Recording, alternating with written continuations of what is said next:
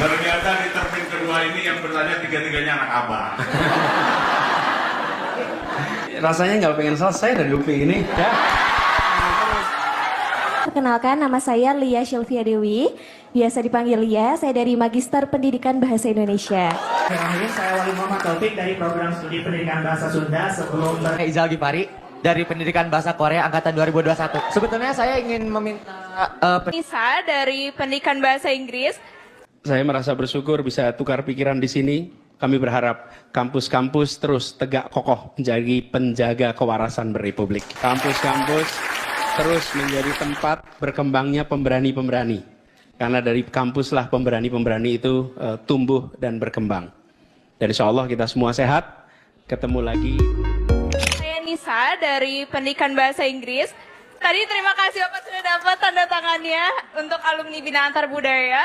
Dan pertanyaannya adalah, apakah ada tokoh sastra atau karya sastra Indonesia yang menginspirasi Bapak untuk lebih mencintai tanah air, apalagi ketika ke luar negeri untuk AFS, itu kembali lagi ke sini, adakah tokoh inspirasinya atau kata-kata dari para sastrawan yang menginspirasi Bapak? Terima kasih.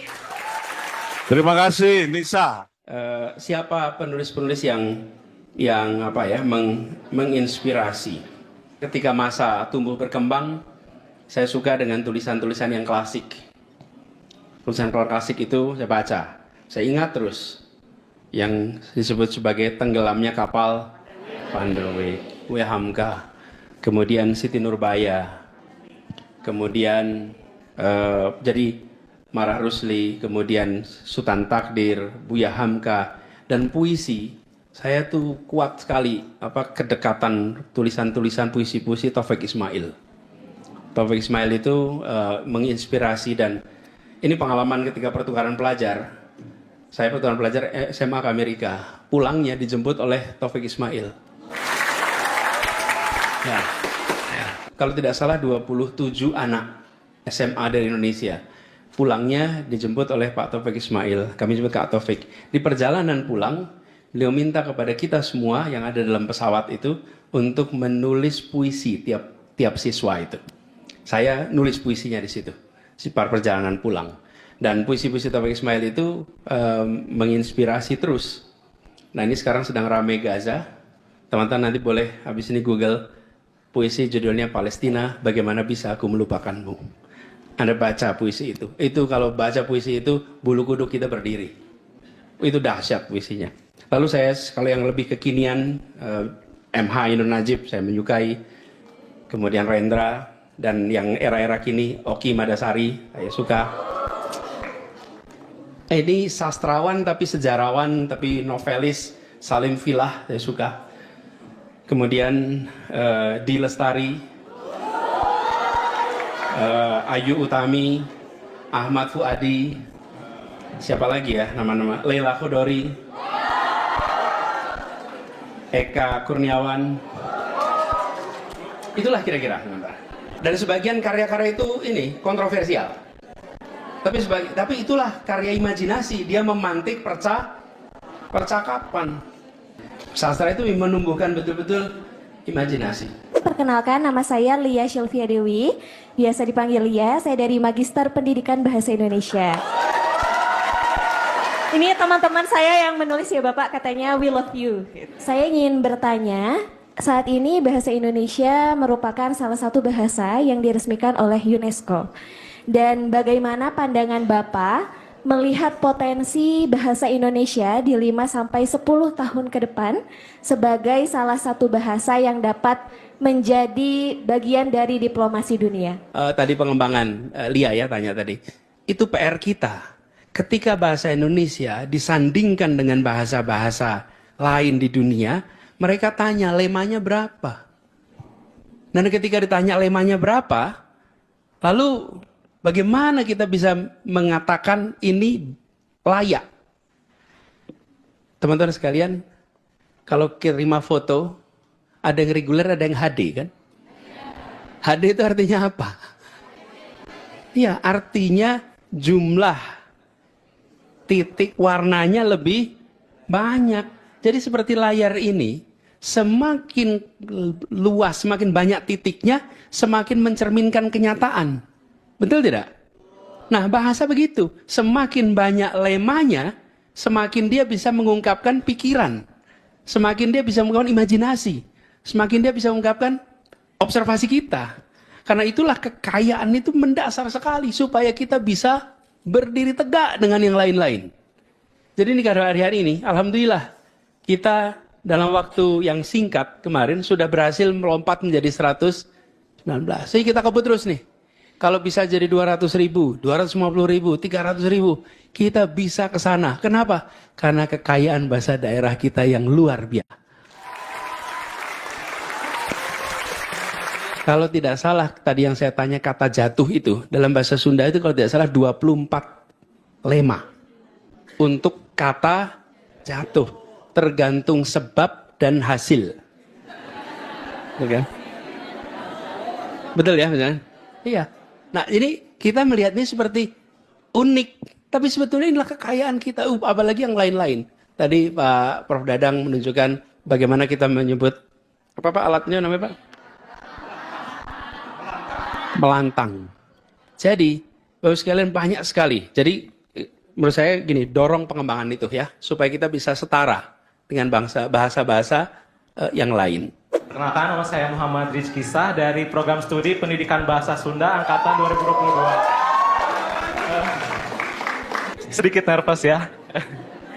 Bagaimana cara kita dapat mencintai tanah air melalui bahasa dan sastra, sementara perhatian terhadap guru atau pendidik yang mengajarkan hal tersebut sering kurang perhatian gitu, melihat dari kebijakan dan formasi guru dalam pendidikan itu masih terbilang kurang. Bagaimana pendapat Bapak khususnya dalam menanggapi kebijakan atau persoalan tersebut? Terima kasih. Tentang guru bahasa, saya rasa semua guru perlu perhatian soal kesejahteraan yang sangat serius. Bukan hanya guru bahasa dan sastra. Tapi saya ingin berpesan kepada guru bahasa dan sastra, jadilah guru bahasa sastra yang menyenangkan.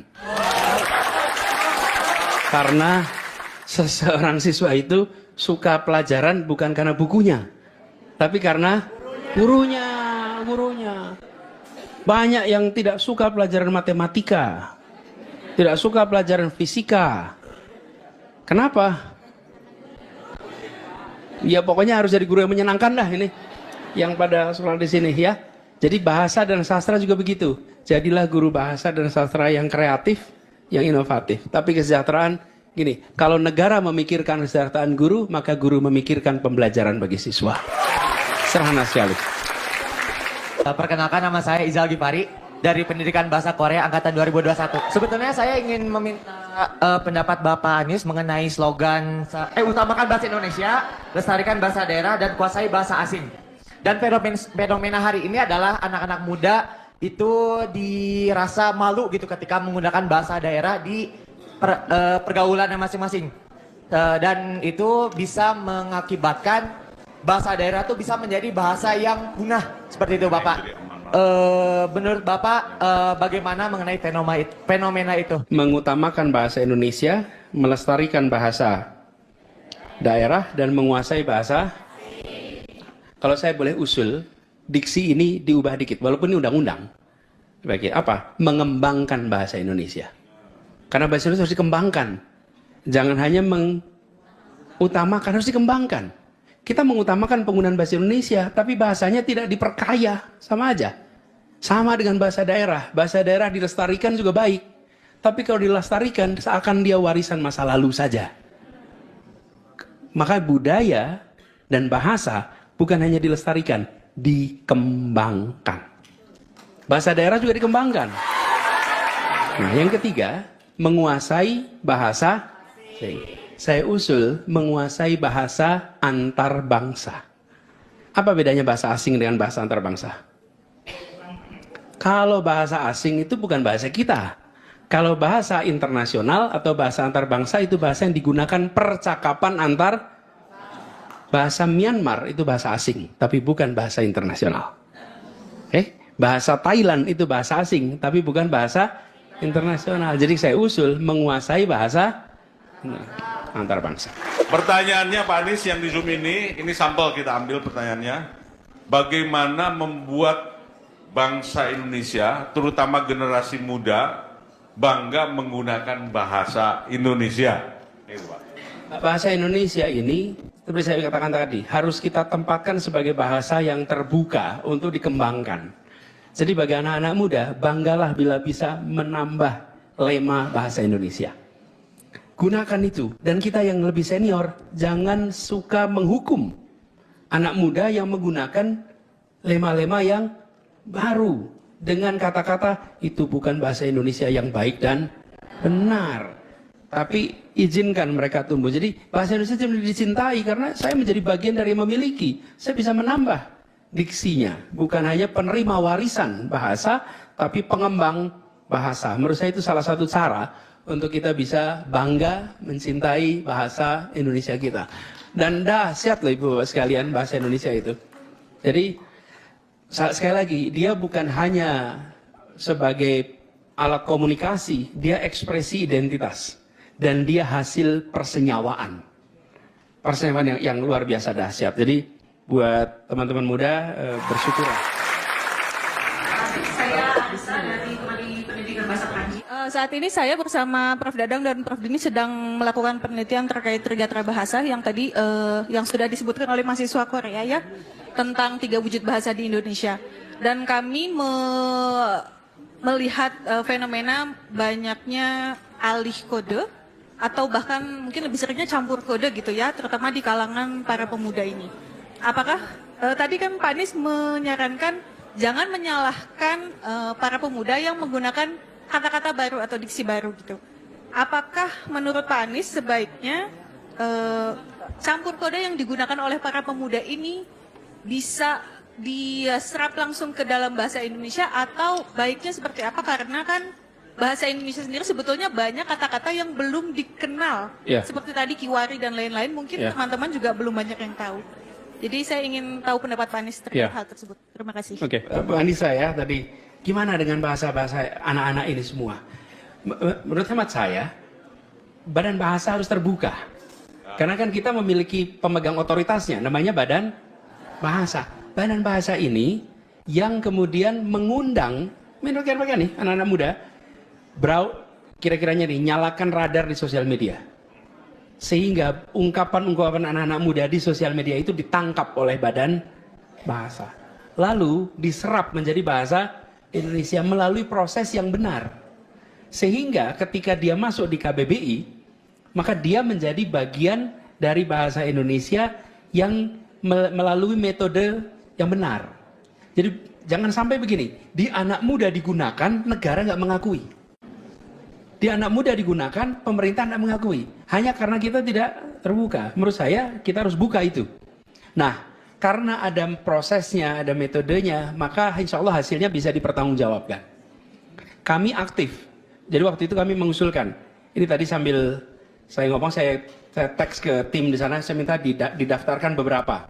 Ini masih ingat nih. Ada Ratangga. Ratangga itu kereta api. Ratangga itu kan dulu kereta kencana ya. Lalu Moda Raya Terpadu, Cakra Selaras Wahana. Ini ada namanya Lintas Raya Terpadu. Lintas Raya Terpadu itu hub. Kalau transportation hub, itu namanya Lintas Raya Terpadu. Lalu sungai yang di sampingnya dibuat waduk, itu kita sebut namanya ruang limpah sungai. Untuk menahan air, namanya ruang limpah. Karena di dunia hanya ada 3. Netherlands, Singapura, Jakarta. Nggak ada tempat lain yang menggunakan metode seperti ini. Kemudian, nih, rusun. Rumah susun itu menjadi kampung susun. Karena itu adalah sebuah perkampungan, bukan? Dan sekarang kita gunakan kampung susun Bayam, kampung susun akuarium. Lalu shelter. Dulu Jakarta tuh banyak shelter. Jadi namanya Huntara. Hunian Sementara. Jadi ini adalah contoh-contoh. Tapi itu semua kita masukkan badan bahasa. Jadi menjadi bahasa yang resmi, gitu ya, Bu Anissa. Dan kita jangan khawatir untuk keterbukaan ini nantinya salah arah, tidak. Selama ada badan yang memegang otoritas dan prosesnya dijalani dengan benar, insya Allah bahasa Indonesia malah jadi lebih kaya Dan anak-anak muda bangga menggunakannya. Bapak Ibu sekalian, salah satu hal yang menarik ya, Bapak Ibu, kekayaan bahasa itu lintas waktu kadang-kadang bergeser. Coba Bapak Ibu baca tulisan Ki Hajar Dewantara tahun 30-an, tahun 20-an. Itu kosakatanya beda sekali dengan kosakata pendidikan hari ini. Beda sekali. Tapi itu menggambarkan perjalanan. Nah, jangan sampai bahasa Indonesia itu stagnan gitu. Tapi kita harus memperkaya. Kurang menterang nganyam hihit. Awina di Purwakarta. Nepangkeun simpuring walid hatur salam sadayana. Bismillahirrahmanirrahim, saya Wali Muhammad Taufik dari program studi pendidikan bahasa Sunda. Sebelum bertanya, Pak, saya izin menyampaikan salam dari Umi, ibu saya. Saya minta izin juga ya sebelum ke sini. Pertanyaannya tidak panjang, Pak. Saya ingin bertanya, kan Bapak sekarang saya amati banyak mengunggah begitu video-video tentang ulasan buku begitu ya. Oh, iya. Dan itu sangat menginspirasi begitu ya. Yeah. Kaitannya dengan meningkatkan rasa cinta tanah air melalui pendidikan bahasa dan sastra, saya rasa mustahil ketika kita katanya Pak, konon masih rendah minat bacanya. Dan pertanyaannya bagaimana begitu Pak, Bapak mengasah minat baca dan memudayakan baca di keluarga Bapak seperti itu. Purwakarta tempat endah, tong lali ngagali simping. Atur nuhun pisan Abah bagia wilujeng sumping. Ternyata di termin kedua ini yang bertanya tiga-tiganya anak Abah. Rasanya nggak pengen selesai dari UPI ini. Ya. Bung Taufik, salam balik buat Ibu ya. Pertanyaannya nih, bagaimana minat baca? Minat baca harus ditumbuhkan. Tapi kalau boleh saya usul satu lagi yang lebih penting. Daya baca. Minat baca kadang-kadang tinggi, tapi baca WA. Betul, bangun tidur baca. Bangun tidur tulis, tapi tulis WA. Nah, WA pun kalau agak panjang skip. Betul tidak? Iya. Nah, jadi usul saya daya baca. Karena daya baca itu membuat kita punya stamina di dalam membaca dari depan sampai belakang. Saya merasakan pada saat saya kuliah dulu di Jogja, saya merasa saya suka baca. Saya merasa saya suka baca. Ketika saya melanjutkan kuliah master, doktor, baru saya merasa ternyata daya baca yang saya anggap saya punya daya baca itu amat rendah. Ketika belajar ilmu sosial, barangkali teman-teman sekalian yang mengambil PhD juga merasakan. Ilmu sosial itu seminggu 1.300 sampai 1.600 halaman yang harus dibaca. Dan itu merupakan ujian stamina baca. Apa yang kemudian terjadi? Dilatih untuk baca. Nah, bagaimana menumbuhkan? Menurut saya di keluarga harus ada stimulannya, Pak. Kalau saya merasa beruntung, ibu dan ayah dulu seorang pendidik, saya diarahkan tanpa merasa. Saya ini sukanya main sepeda. Sukanya sepedaan.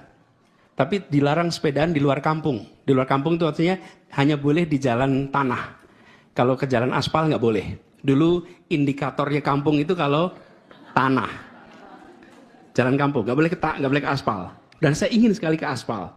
Lalu ibu dan ayah saya membuat aturan boleh ke aspal kalau ke perpustakaan. Jadi saya ini bukan mau pinjem buku, mau sepeda. Pinjem buku itu sampingan, boleh naik sepeda ke aspal. Kalau ke perpustakaan, kalau main nggak boleh. Kalau main hanya ada di efeknya apa? Saya jadi ke perpustakaan terus. Sayanya tidak sadar kalau lagi dilatih, tapi nggak sadar. Ini kan yang saya sebut tadi diarahkan tanpa merasa. Diarahkan. Akhirnya saya biasa pinjam buku, biasa baca buku. Tapi kalau saya dulu bilang, Nis, kamu suka baca buku ya? Baca buku itu penting, baca buku itu masa depan. Barangkali saya nggak ngerjain juga. Nggak ngerjain juga karena itu tadi. Yang kedua, berikan kebebasan untuk membaca. Jangan bacaan itu ditentukan oleh orang tua, tapi biarkan anak-anak membaca yang disukai. Menurut saya hari ini banyak sekali teknik-teknik yang bisa dipakai. Tapi yang penting biasakan. Taruh buku di ruang tengah rumah. Buku apa saja, taruh buku di situ. Biarkan nanti mereka, anak-anak itu tanpa sengaja baca. Taruh majalah di ruang tengah, nanti mereka baca. Jangan buku dan itu disimpan di tempat-tempat yang tidak mudah dijangkau. Buku itu selalu ada di tempat yang bisa dijangkau oleh semua. Lalu yang ketiga, mereka harus lihat orang tuanya baca. Orang tuanya, bapak ibunya baca, bapak ibunya nggak baca, bapak ibunya nonton TV. Kamu belajar ya, baca ya. Nyalain TV lagi. Bapak ibunya Netflix, anaknya suruh cerpen. Nggak bisa. Bener gak? Ya bapak ibunya harus baca supaya anaknya baca. Ini hal yang sederhana sekali. Bapak ibu sekalian, sesungguhnya banyak yang pengen diobrolin lagi. Tapi waktu, insya Allah nanti ini bukan perjumpaan terakhir. Ya, nanti satu saat kita ketemu lagi. Terima kasih sudah diberi kesempatan untuk silaturahmi di sini. Saya merasa bersyukur bisa tukar pikiran di sini. Kami berharap kampus-kampus terus tegak kokoh menjadi penjaga kewarasan berrepublik. Kampus-kampus terus menjadi tempat berkembangnya pemberani-pemberani. Karena dari kampuslah pemberani-pemberani itu tumbuh dan berkembang. Dan insya Allah kita semua sehat. Ketemu lagi di